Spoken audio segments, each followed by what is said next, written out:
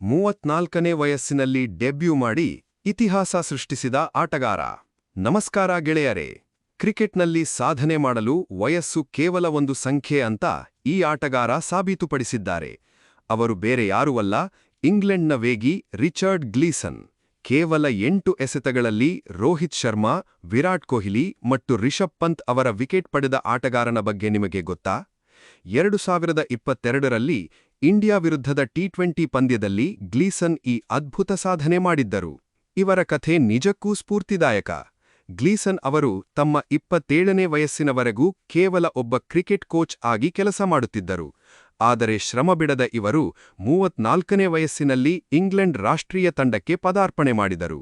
ಈಗ ಲೇಟೆಸ್ಟ್ ಸುದ್ದಿ ಏನೆಂದರೆ 2026ರ ಐಪಿಎಲ್ನಲ್ಲಿ ರಿಚರ್ಡ್ ಗ್ಲೀಸನ್ ಅವರು ರಾಯಲ್ ಚಾಲೆಂಜರ್ಸ್ ಬೆಂಗಳೂರು ಅಂದರೆ ಆರ್ಸಿಬಿ ತಂಡವನ್ನು ಸೇರಿಕೊಂಡಿದ್ದಾರೆ.